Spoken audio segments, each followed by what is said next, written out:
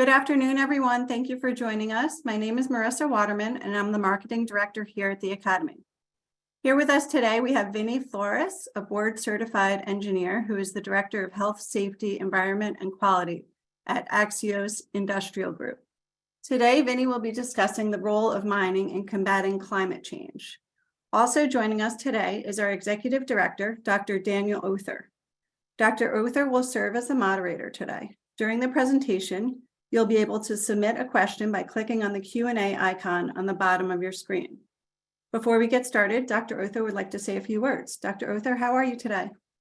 Thanks, Marissa. Welcome, everybody. Glad to be here with you today, Vinny. And today we've got an exciting webinar topic for everyone. I'd like to start specifically by thanking the patrons of the American Academy of Environmental Engineers and Scientists. Your financial support is essential to the successful operation of the Academy, and we're very grateful for you. I'd also like to say a special thanks to ABET. ABET is sponsoring today's webinar. Thank you, ABET. Today, we're going to be hearing about the role of mining in combating climate change. Certainly not two topics that we would normally think about together, and I know I'm super excited to hear how Vinny's going to bring these topics together. But before we introduce the speaker and hand over the floor for his presentation, I'd like to remind everyone that our webinars are meant to be interactive. Throughout the webinar, please go to the question and answer tab, which you find at the bottom of your Zoom window. Go ahead and put your questions there throughout the webinar. Don't save them till the end. Write them as we're going. I'm going to be reading those questions and I'll be synthesizing them, pulling them together in real time. And at the end of the webinar, I'll moderate a discussion with our speaker. That's the chance for the speaker to be able to answer our questions. And so now let's begin. First, I'd like to introduce Dr. Vinny Flores. Vinny is an experienced professional who has expertise in a variety of areas, including sustainability, water resources, ESG, environmental and occupational safety. He's a professional in mining and energy. He earned a PhD in civil environmental engineering from Colorado State University. And Vinny holds an MBA from Texas A&M and an MPA in economics and environmental management from Harvard. Dr. Flores is an environmental fellow of the American Association for the Advancement of Science. And he is proud to be a long-term and active member of the American Academy of Environmental Engineers and Scientists. He's an editorial board member of the Public Works Management and Policy Journal, which focuses on planning, financing, and sustainable development of critical infrastructure systems. He's currently the Director of Health, Safety, Environment, Quality, and Sustainability at Axios Industrial Group. He's a professor of sustainability at SCAMA Graduate School in France and Heron's Postgraduate School in Peru. And Dr. Flores is board certified environmental engineer in the specialty of water supply and wastewater.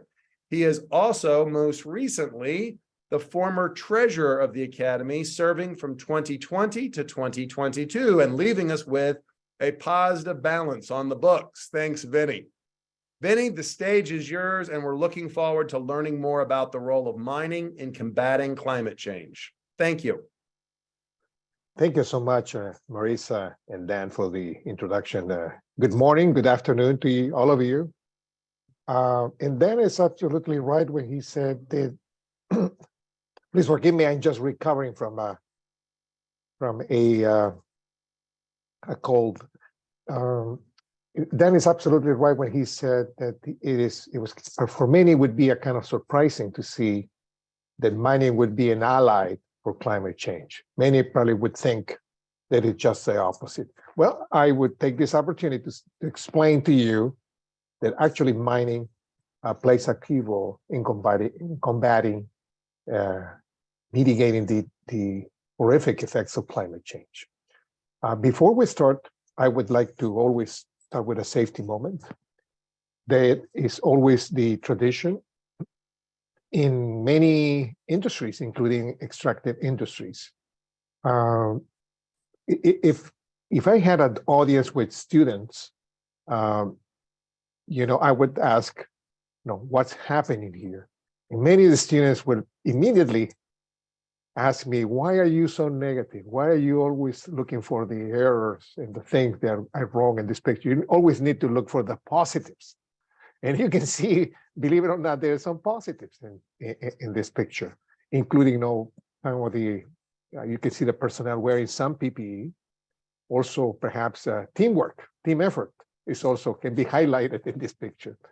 But anyway, I usually have a discussion with students, and it sometimes always with my peers when I'm working. But the safety moment is just a little moment. We cannot just go into this discussion. The important thing is that these things happen in the real world. It happens. So what we need to do is to stop it. And everybody who is seeing this has not only the authority, but also the obligation to stop this activity. If we do not stop it, we are really giving authorization to continue. And we don't want that. So please just remember this little message, that when we see these kind of events or potential events that can cause harm to individuals, people, the environment, or assets, we need to immediately stop it. We have that obligation. Anyway, this is the agenda that we have. So let me quickly start about the challenges of climate change. I think this is no news for all of you that the planet is heating up. This is an interesting graph. I hope you can see my cursor. I hope you do. And you can see here it lined with a purple color. Well, this is data that has been measured. And all the ones that is in grayish kind of black color since the beginning of, I would say probably 200. So almost 2,000 years of data, either recorded or calculated. You can see that the Earth has been through different periods, including a very kind of a warm period between, I would say around year 1000, 1100, but also in what is called the Little Ice Age. This was right before or during the Industrial Revolution. The Industrial Revolution is important because all the measurements and all the references we make about climate change are usually related to the Industrial Revolution that happened right here. Obviously, you can see that the difference from averages in degrees Fahrenheit has gone up. The global average temperature, the surface temperature also has gone up. You can see the years here and the difference. This is in degrees Celsius. But it is very important to see that you can recently observe that there has been quite a big change since the early 1900s. And this is the surface temperature, and this is the ocean heat compared to average. Again, you can see a tremendous increase since the probably 1970s, 1980s. Now, this is a key graph. So all the nations, as you know, all the different stakeholders of the world are saying, well, we need to, the Earth is warming up. This can cause tremendous and many times irreversible consequences. So we need to do something. And they develop a path to the year 2100. So here in the x-axis, you have the years, 2100 right here. I hope you can see my cursor.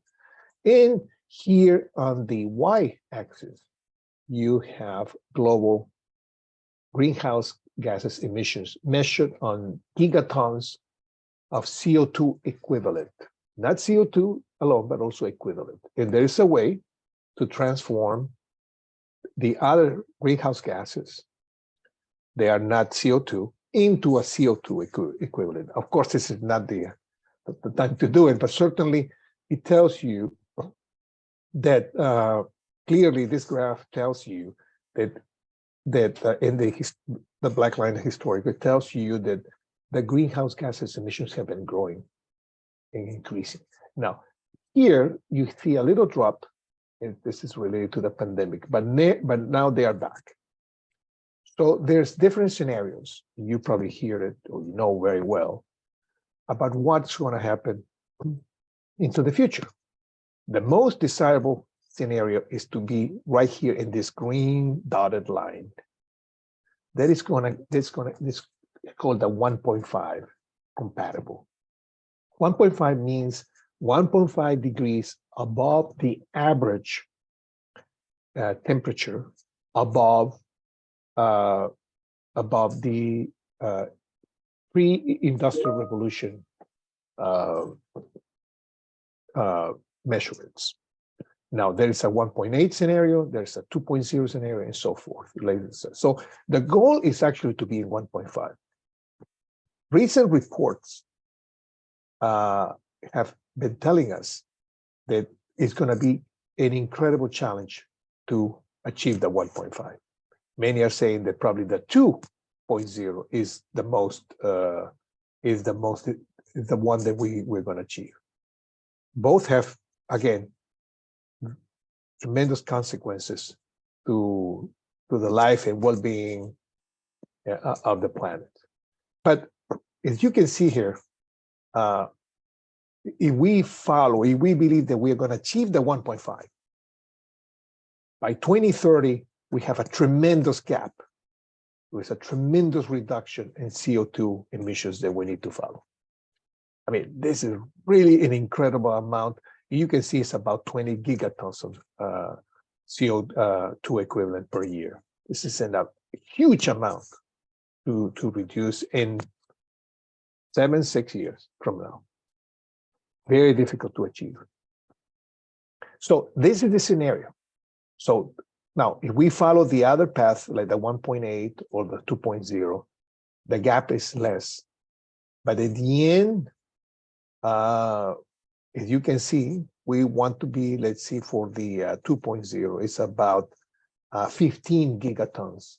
Right now, we are, I would say, over 52, 53, probably a little more.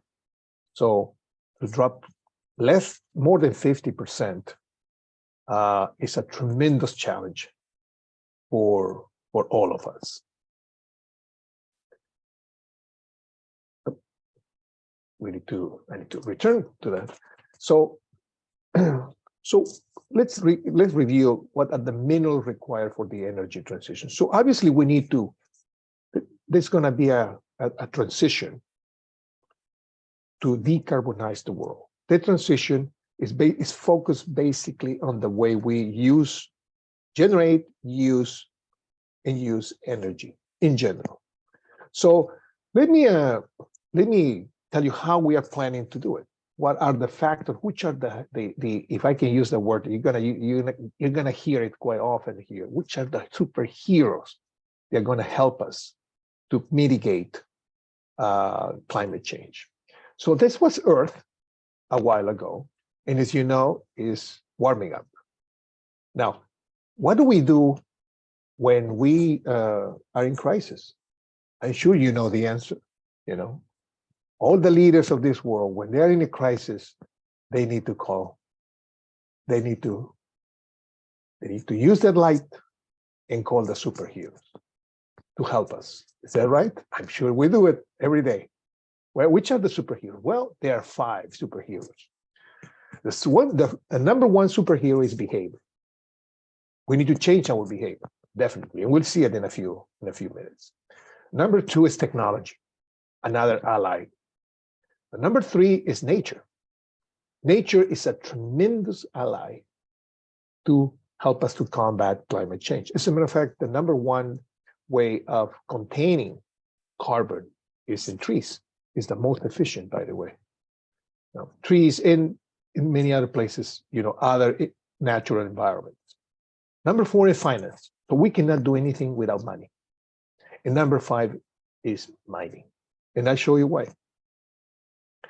This graph shows clearly that the difference between the conventional, like in this case, for instance, for transport, the conventional car, the number of metals and non-metals, because there's metals, most of these are metals listed, but there are also non-metals, like graphite. And look at the electric vehicles. It requires a huge amount of metals and non-metals that we use in a conventional vehicle. Look at power generation, that the typical coal and natural gas require a certain amount, again, of metals and non-metals. But when you do infrastructure that is green infrastructure, requires a very large amount, especially metals. Some of them that you may not even recognize, some of them have not been used extensively in the last, hundreds of years. So definitely, to achieve these goals that we have to decarbonize the world, we need to find metal and also non-metal and materials in general. Let me show you here. I'm showing you here the clean energy technology by 2030 with respect to 2020. So like, for instance, in 10 years, we need to quadruple the amount of solar and wind. The amount of electric cars with respect to 2020 and 2030 is 18 times higher. And of course, the energy intensity is going to decrease. We have to be more efficient and so forth. This is just in only 10 years. This is a graph that shows the amounts of the importance of different materials in general, which includes metals and non-metals, for green energy. And all the green energy are listed right here on the top where you see my cursor. And here on the side, on the left side, you can see all the materials being used, including steel and so forth. So the really black ball indicates that it's much more important. The lighter one, like the little tiny ones like this one here, is much less important. But you see, for instance, for electric vehicles, almost all of them are important, including lithium, of course, for the batteries of the vehicles. The same with solar, wind. So even hydrogen, there are quite a few that are very important. So it is quite clear that these metals and non-metals, even materials in general, are critical for the transition to a low carbon economy. There is no doubt about it. This is just the changes in coal, for instance, with respect to selected, in this case, are metals. You can see that the revenue with respect to coal is going to be decreasing among the years from 2020, 2030, 2040. In the energy transition minerals in general is going to be increased to the point that it's going to be much larger than coal. Also, it's important to say that with the traditional energy system that we have right now, based on oil and natural gas, you can see it right here, you have different kind of players. When we do clean technologies, the players are going to change. Many of them. As a matter of fact, you may not even recognize some of them here. So for us who are in the environmental world, that poses also another challenge, because we have nations, we have regions of the world that do not have the commitment that some other nations that do have it. So that poses a tremendous challenge, as I said before, to the environment. And especially with batteries. I mean, we are going to generate batteries, but somebody has to, at the end of their life cycle, somebody has to do something with them. Well, it's also a big concern, of course. Now, if we analyze mining, mining is also an industry that historically has has had tremendous challenges with the environment, with the social aspects, but also the environment. But really, we are looking for a model in which the medicine cannot be worse than the disease, of course. We need to look for a responsible and sustainable mining that can help achieve the world become more sustainable and decarbonized. Now, what are really exactly the issues with mining? And as you know, when we do an analysis of the emissions, for instance, we divide it in 3 scopes. No, scope 1, scope 2, and scope 3. Scope 1 is related to the emissions that the institution, organization, the company generates. But scope 3 is the one that is emitted or produced by a third party. We buy a turbine. The turbine is made in a certain country. That country has used coal to make, to melt parts, to fabricate, to do something. Well, that is not helping very much. I mean, we have cases in some countries in which we have electric vehicles. They are actually, the electricity is based on coal. So it completely defeats the purpose of those electric vehicles. Well, going back to mining, the real challenge in mining is not only in scope 1, which we know there is some impacts due to their emissions, but the big one is in scope 3, especially in power generation, because mining requires a lot of power, and also in the transportation and logistics of the products. So scope 3 is the big one in mining. As you can see here, is much bigger than this one here, than the blue one. Now, this is probably the most interesting, the most important graph of the presentation. And it clearly shows, as you can see here, 2030 and 2050. It clearly shows the technologies in the market in light blue, the technologies that are under development or do not exist.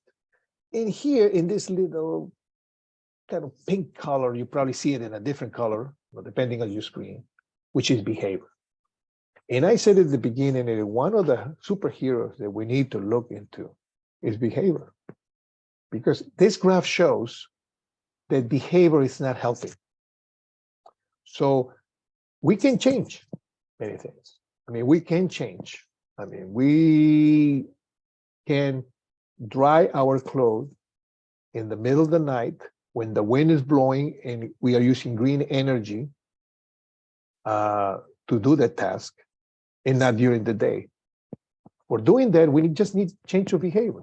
I mean, we have, and this is very common in Europe, for instance, having dryers, they have a timer. You just put it there during any time, it dries during the night, and when you are, next morning, you have your dry clothes already. And it used some wind power during the night to do that. Well, it appears that based on this study by a very reputable organization, which is the International Energy Agency, that behavior is still very minimum by 2050. Technology by 2030 most of the technologies are there, but there is about 18% of the technologies that have not been developed or are still under development. That's very concerning, but it's more concerning that by 2050, if you can see here, about almost half of the technologies that we are talking about, that we have made commitments, do not exist. I mean, we have countries that have made pledges. They have talked about, using certain technologies, where many of these technologies still do not exist. Batteries do not exist, for instance. I mean, or are being developed. This is very concerning, considering that 2030 and even 2050 is just around the corner. It's not that far away. Anyway, let me go back to. So how can we make mining sustainable and responsible? Well, let me show you how. This is a very recent study done by Ernst and Young. It's so recent that it was published probably last week. It's very young. So they do this study. They've been doing this study for many years. It's very well, and I invite you to review it. It's very well developed, and it's based with very solid information, including surveys. And they list the top 10 business risks and opportunities for mining and metals. And number one is ESG, environment, social, and governance, or also called ESG. So ESG is all the actions that you have to be environmentally and socially sustainable, and the governance of the institution that makes those things happen. And these three elements are so key for these mining companies to become socially and environmentally responsible. Years ago, this was just a checkbox, as you can see in that frame. I'm not going to read it for you, of course. Used to be just a checkbox, not anymore. This is a key, an important element to achieve sustainability. Now, if you they made Ernst and Young made a survey and said, okay, which are the top ESG issues for metals and mining? No, they get the most scrutiny from the investors. The number one, which is for us environmental engineers and scientists, is so key and so important, is the aspect of water management. Mining is, we're going to see it in the conclusions area, mining uses water, and which creates social and other environmental issues with other stakeholders. So, and you can see, decarbonization, climate change, green production, scope 1 and 2 emissions, scope 3, and so forth. So these are the top 10 survey results. I would like to show you now a short video. It's only 7 minutes and change, about a mine owned by a large mining company, Anglo. That mine is a brand new mine. It's less than a year old, in production, and is really an example of a very sustainable mine. Now, by Anglo creating the Quellaveco mine, you can see the word right here. Right here, that's the name of the mine. Anglo has put the bar really high up. This is the kind of mine that I've been studying it for a long time because it's been in construction for a few years. That has all the requirements for being a sustainable and a responsible organization. This video, this is, by the way, a part of a very long video. Not long, but quite long, that is, I cannot show you the whole video of this, this presentation.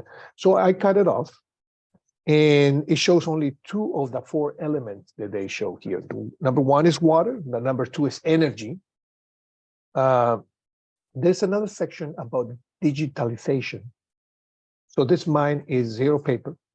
All the systems are completely integrated and automated and optimized. So this is something that the video is not going to show. And also something very important that also not going to show, but I can tell you, is that the video addresses what happens when the mine needs to be closed.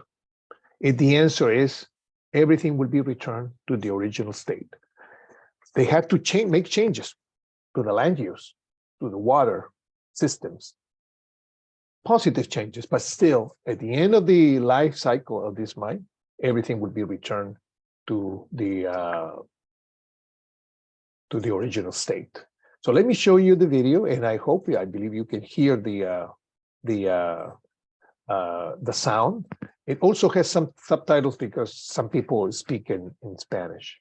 So here we go. The mine is located in South America, and Peru is South America.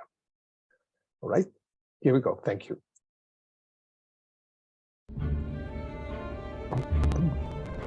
Mining is absolutely essential. The world needs our minerals. Then how do we ensure that we do it in a way that is acceptable to society and acceptable for the planet? So that's the journey we're on. How do we concentrate our footprint, reduce energy and water? Future smart mining, it's about having a positive impact on the areas in which we operate, the people who we work with, and the communities with whom we engage. Una forma en la que maximizamos el cuidado y el aprovechamiento de recursos valiosos y obtenemos mediante el uso de tecnología de vanguardia el máximo valor de nuestros activos.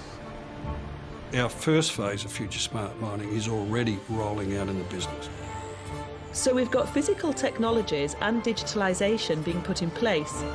And now in Peru, we have the opportunity to bring this all together whilst protecting the environment.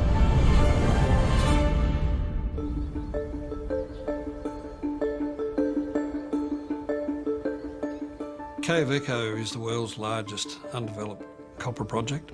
It's in the southern part of Peru in quite a beautiful area.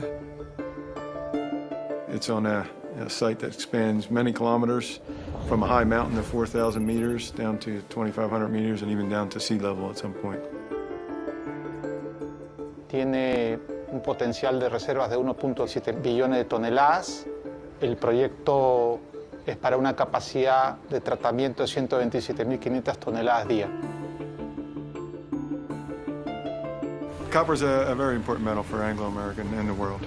It's going to be one of the leading value drivers of green energy, so we see it as a valuable metal for the future.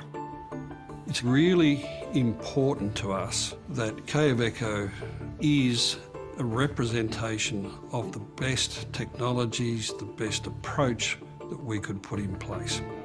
Before the detailed design took place, there was an extensive community dialogue program. That work really shaped the project. Quellaveco is an opportunity for the industry to build a sustainable mine from scratch. We don't have to be retrofitting all of the initiatives to an existing operation. From day one, we are implementing our blueprint for a sustainable mine.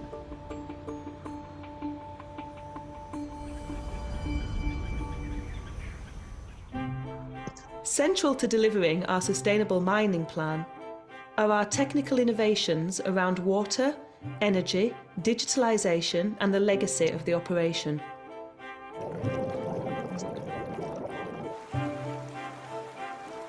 Water is critical in the processing and refining of ore at site. But water scarcity in Peru is an issue. And it was important to the community, and Anglo-American water was conserved in an effective manner. So what we've done at Quellaveco is quite unusual. En la mesa de diálogo, tanto los representantes de la sociedad con los representantes de Anglo American, que llegaron a un acuerdo que esta era una propuesta muy importante. Traditionally, mines get their water from the closest river. In the case of Quellaveco, that's the Asana. The Asana River runs through the Quellaveco site, but that river is used by the local communities. So we've agreed to divert the river through a tunnel. We built a lengthy tunnel diverting the water around the site and out of the site. And apart from the fact that its bed has changed, the river is still intact. So the amount of water available to the community from the Asana River will be the same. And we're going to obtain our water from alternate sources. Firstly, from the Titira River. The Titiri River, which is 90 kilometers northeast of the site, and it completely transforms our ability to operate in the region. It comes from a volcanic source and has high levels of arsenic and boron, which makes it unfit for human consumption or agricultural use. Pero el Titire es capaz de proporcionarnos el 80% del agua anual que la operación de Quellaveco requiere. And actually, when we've used it and we put the water back into the water system, it will be cleaner than when we took it out. The water from the Titire River is pumped all the way to Quellaveco. The pipeline crosses a number of wetlands that are fragile and important ecosystems. As the pipeline's installed, the wetland is removed delicately in small squares, then returned to its original position, ensuring that we are not leaving any long-term impacts on these systems.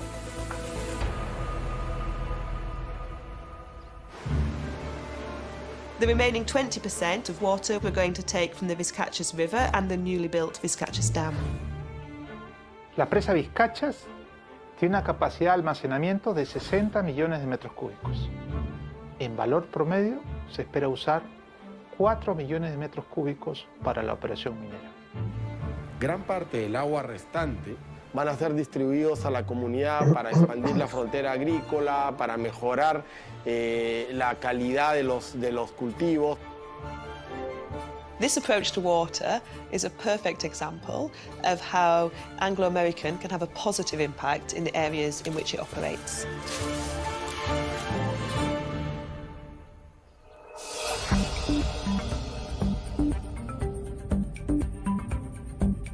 We've got a number of targets when it comes to energy.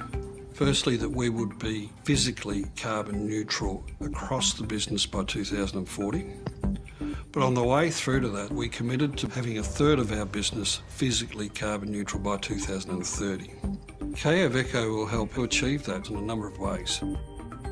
Uno de los objetivos que empezamos a trazarnos el año pasado fue cómo poder tener nuestra generación de energía con energía renovable. En Perú, a pesar que hay mucho potencial de energía renovable, todavía es muy incipiente en proyectos. Buscamos una forma innovadora. Anglo-American entered into a partnership with the energy company ENGIE. For a longer than usual period of 15 years, Y con eso logramos que toda nuestra generación sea con energía renovable. Cumplimos nuestro objetivo de lograr ser una operación verde. this shows how our blueprint for sustainability goes beyond our operations, It's a long-term investment in the country. meeting the stretch goals as laid out in our sustainable mining plan.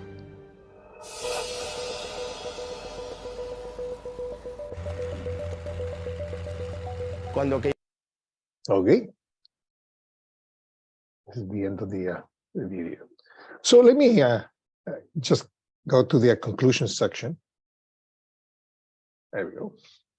So there's no doubt that mining plays and will play a role in decarbonizing the energy transition. There's no doubt about it. You can see it by the numbers. I mean, certainly we can recycle materials in general, but still the amount needed is far beyond the point. So, but there is some environmental and social and governance challenges. So mining cannot be a significant source of emissions. As you can see in Quellaveco, the emissions have been reduced tremendously. And I was actually cheating and picking some of the questions that some of you have asked about how do we know we are in a sustainable path? Well, a sustainable path has to do with key performance indicators. The ICMM, which is the International Council of Mining and Metals, have come out with criteria that clearly define what is sustainability and what is a sustainable mine. So the operations cannot be a significant source of emissions. They are key performance indicators that clearly indicate how. Now, in this case of Quellaveco, the they decided to do something which is quite interesting. They decided to not to be connected to the grid. Now, when we are connected to a grid, you have many generators.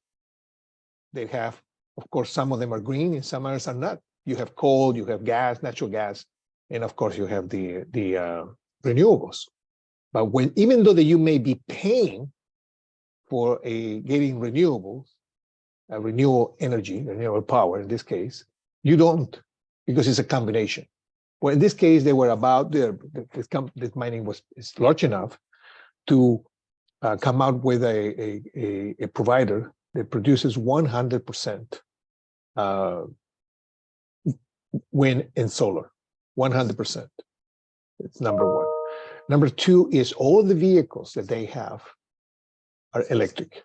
All the equipment that they use right now is electric. By the way, most of these vehicles that you've seen, including the cranes and so forth, are completely autonomous. Some of them are autonomous, some others are semi-autonomous. Semi-autonomous, that means they are operated from a control room. So there's a human, it's not a robot operating them. But so the issues with the safety, for instance, is greatly minimized. No. The land use, also another very important element. Mining requires changes in the land use. And that means displacement of communities, and also displacement and losses of habitats. Some of them are endangered species. So that needs to be considered. We talk about land use and diversity, and of course, water management.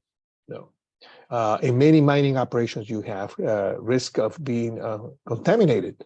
One of the most common, by the way, is acid mine drainage. Just by excavating the rocks, it exposures to elements that when they are in contact with water and are washed away, they produce what we call this acid mine drainage. An issue that is common in many parts of the world, especially with older or abandoned mines, including the U.S. in the western side of the territory, for instance. And of course, the disposals of tailings.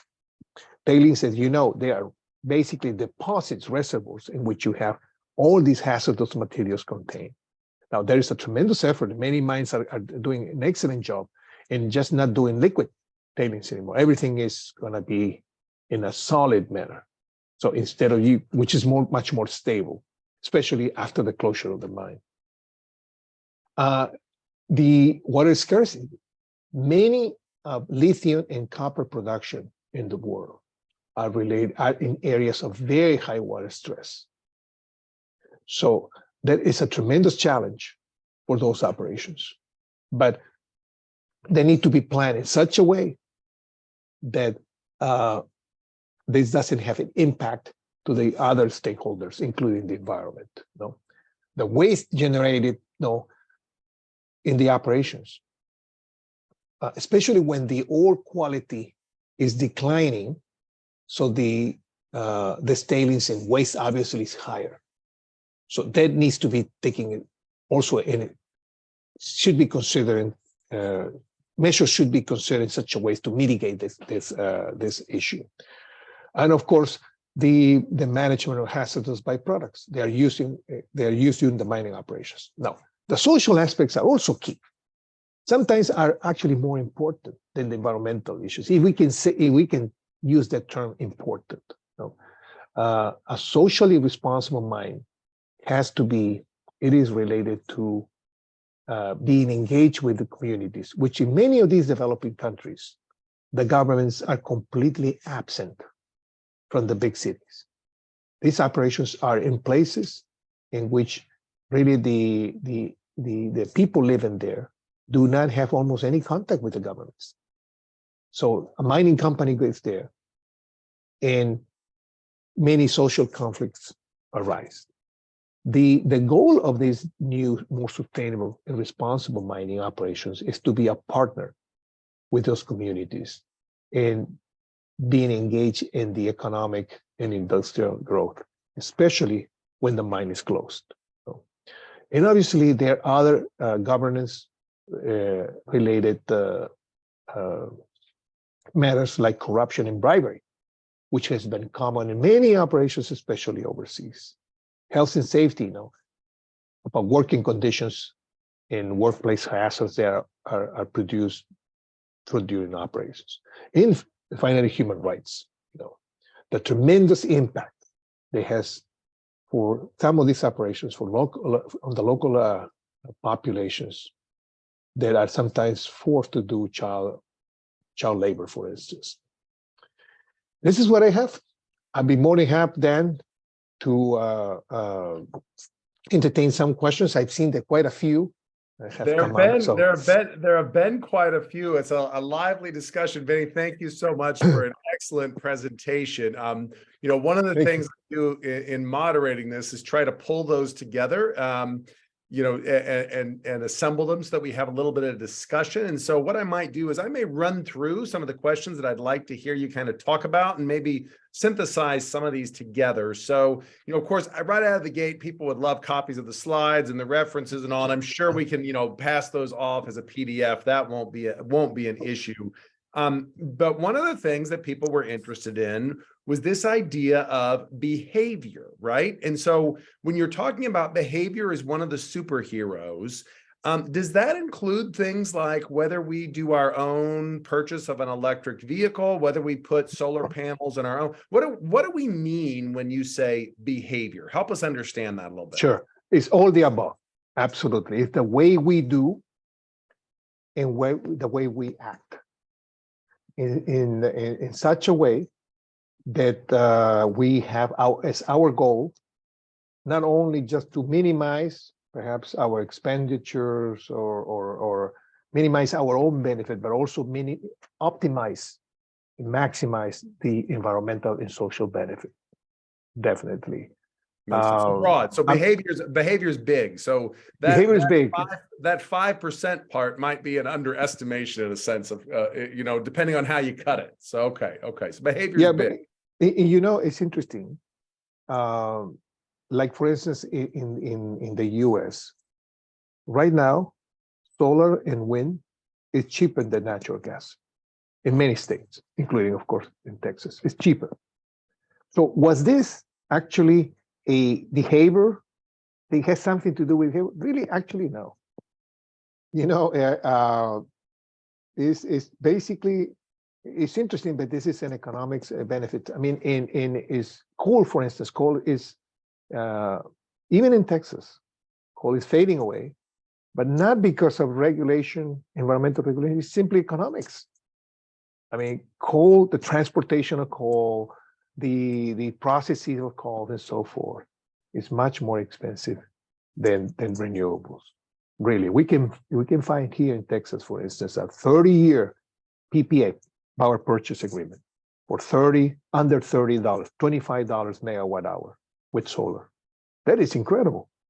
Really. But going back to behavior, absolutely, and we see it in the newspapers that many of the people who are claiming that are advocates of the environment fly their own jets with one passenger, things of the nature. So really, there is still room. I think there is a probably not very optimistic graph that I show you, that by 2050, basically behavior doesn't move the needle. But certainly, the technologies that we have, the new approaches that we have, are really helping us to change the behavior, because behavior goes also in line with economics. And that makes sense, because Sure. We could have an entire webinar, I'm sure, on unpacking the behavior related to diplomacy and who has access to the different metals and non-metals. That slide you had on the portfolio of countries associated with materials was fascinating. But maybe we'll keep that one for a future discussion. But maybe we can move on from behavior and think about some of the technology. You had a slide where you talked about by 2050, more than half the technologies we need aren't there yet. And some people had asked some questions about a few areas, and I'm wondering if you could just address them a little bit. So the mining industry itself, What kind of sustainable choices are they picking, right? I mean, you got these big excavators. Are those electrified vehicles, or do those still run on fossil fuels? And if you're thinking about, batteries and electric vehicles, the non-lithium or lower lithium batteries or alternative batteries. And then, of course, mining in general, the competition between extract versus recycle. Certainly for more than 100 years, we've seen in steel the influence of the recycle the metals as opposed to go out and collect ore directly. So maybe if you could speak to those three technologies, any views you might have on those, the mining industry itself, any thoughts on batteries, and then thinking about the recycling of metals? Sure. I can say that the large companies that we know that provide heavy equipment in the last 5 years have made tremendous progress to have those big vehicles electrified. They're not only electrified, but they are also autonomous. Like in the Quellaveco mine, 100% of the vehicles, the big trucks, 500 tons and above, completely autonomous. I mean, they do not require any intervention. I mean, this is zero. So if they see another vehicle coming, or there's an incident or things, the vehicles know exactly what to do. There is no human intervention on that. So the technologies with respect to that, they are available. And we're not talking only the trucks, of course. We are talking about the big cranes and that equipment. As you know, those vehicles are exposed. I mean, these are huge vehicles exposed to health and safety matters. No, but by doing that, you're removing people that are exposed to incidents that they are in what we call the SIF, serious incidents and fatalities. The number two, you were asking about batteries. Batteries are still, this is probably one of the technologies that we are thinking that we were going to have by 2030, 2050, but they are not there yet. There's an amazing amount of research in this area. And I believe that very soon we're going to find out something better than lithium. With a different kind of salt that is going to be much more efficient. So the batteries are not only important for the amount of energy they can store, but also about how quick they can be charged. I mean, you cannot have, you cannot go from point A to point B, 200 miles and use an electric vehicle and run great, but wait 4 hours or 5 hours to recharge those batteries. So these technologies are still in the infancy. Many are betting on the future. There's many really amazing amount of research, but not at a commercial level yet. No. Now, with respect to it's interesting what you're telling me about recycling. When I teach sustainability, in the few days and few hours that I have free from my work, and I love to teach, so I go and teach, and I actually, there's a very well-known case study about clothing, about fashion. And as you know, fashion, especially fast fashion, produces an immense amount of emissions. And fast fashion is the complete series of clothing changes every 2 weeks. So what do? Do we recycle? Do we rent? Well, it has been proven that it is not all recycling as we think about it. It's actually good for the environment. Because when you recycle, like for instance, the case of clothing, you have to wash it, you have to transport it to give it to somebody else, and so forth. No, every time you wash, some of these fibers that have, by the way, microplastics also impact the environment. So you need to consider all the scopes, the scope 1, 2, and 3. Now, recycling of some of these products is feasible, but not necessarily the best for the environment. You need to do the analysis. Now, others cannot be easily recycled. Others can be easily recycled, and can be quite beneficial for the environment. Like for instance, many of these refineries. This is not exploration and production, but it's the midstream of mining. Produces a lot of sulfuric acid. Well, in the past, that sulfuric acid or the sulfur was expelled to the environment, got in touch with water and became sulfuric acid and acid rain and so forth. Well, now that is retained in the process and sold as sulfuric acid that has many applications in this world, as you know. So my point is, at the end, absolutely, we need to be, we don't use the word recycling, we use the word repurposing, which is more generic.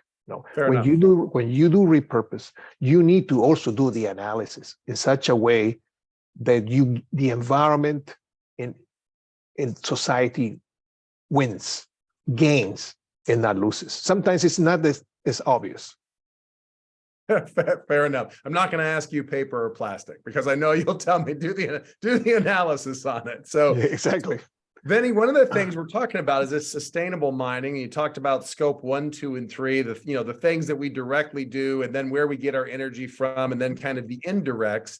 It was interesting that water factored so high in this, and that made sense to me as an environmental engineer, and I liked what was in the video. But one of the parts that wasn't highlighted as much that I'd like to hear more about is understanding some of the land, right? And mining is historically thought of as something that can be very scarring to the land. So how do we return the land back to some state? So, and maybe it is that we sacrifice some sections of land and we don't return back to a pristine state. I noticed in the video they talked about particularly moving away segments of wetlands so that they could run pipes and rechanneling the rivers. They were clearly thinking about it in that context, but can you speak to it broadly? Because land didn't seem to appear on that list of kind of top 10. Water was right up there at the very top. Can you speak to land a little bit more and maybe how it appeared in that list, but maybe wasn't obvious to us? Yeah. I had the incredible opportunity to be involved in the construction of the new Panama Canal. No, believe it or not, the Panama Canal is also a mining project. It's a mining project because it required to do some non-metal operations. So in other words, to make concrete, you need rock. So there were several mountains that need to be sacrificed, really. They need to be taken, the pieces of rock to make aggregates for concrete. So there were many areas actually that had pristine, very pristine forests. They had to be basically destroyed. So in order to compensate that, the Panama Canal Authority did an incredible job compensating that land. So as you know, the first thing we need to do is to avoid completely. If you can avoid doing what you're doing, they're actually the best. Do something else. But in many of these projects, you need to touch the land. So you can do many things like compensating, mitigating different aspects. Now, the issue with the land is not only the environmental issues, it's also the human side. And this is the most difficult thing in my career. I always found that the most difficult thing to do are the social matters, especially with displacement of communities, for instance, because so it's not only just changing the landscape, it's also dealing with the social matters. And these mining companies have a lot of trouble all over the world by creating this issue. So in this specific project, this is quite interesting. And this project started like 10 years ago. And there was a moment that copper was so low that the project was abandoned. The decision of Anglo American was very wise. Anglo American never dismantled the social group. They continued the dialogue with the communities. So these communities here are fully aligned, extremely friendly with the mine. Why? Because they are part of the mine. So they are not stakeholders. They're actually stockholders. They're also the part of the property is right there. So it's interesting. I have a paper that I'm writing this. How do you convert a stakeholder, which is anybody, you and I can be a stakeholder, to become a stockholder, which we have skin in the game. So the job, the social job done here in this mine is remarkable. Is to write a book on how to do things, especially related to land. Change of the landscape, moving, displacing some communities and so forth. It is actually not easy. No, and at the end, returning everything to what it was before. When you see the operations of these mines after they are done, they see tremendous holes, which are the pits. Those pits can be seen from the moon, by the way. You can see it from the moon. No? So the goal in this case is completely put the rock back. Obviously, it's not going to be perfect, but certainly you're not going to have the huge hole. I mean, we're talking, hundreds of, not hundred, but certainly, a very, very deep depression of the land. All of it is going to be returned as much as they could. The most important thing is also some of the tailings that contain all these liquids and all these products. They are harmful. They need to be also returned, and you would not see them after closure. So closure is not when you go out. Closure is for the next 10, 20, 30 years after the mine has ceased operations. So that is very important. This mine for me has put the bar really high up, and has actually touched every single element to make it sustainable. Now you're going to ask me what is sustainable, because someone else.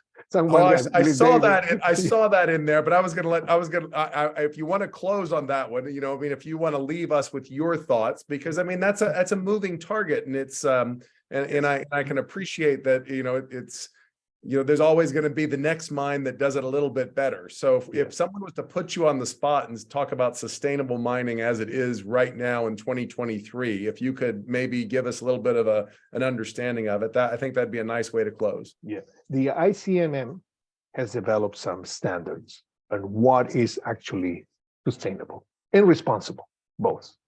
No, because you need to be sustainable in the environmental side and responsible on the social side. And they have key indicators.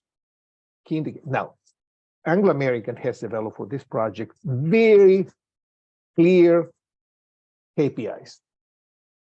Like, for instance, 0 fossil fuel generation. Period. Very simple. Now, others related to waste, water, like 0 discharge. Now, by the way, I do not work for this mine. I have not even done any work. I've been just a researcher of this facility. I'm not engaged with them in any way, shape, or form at all. No. So, but I have seen many others around the world, and this one really took my attention of being really a model to follow. It's not easy, because these guys have made tremendous concessions. And I'm glad they did, because it's the only way to be responsible with your stakeholders. Really, you need to give. It's like investing. You need to spend money to make money. Well, here is the same. You need to invest to later be profitable, to share. But you need to have a share.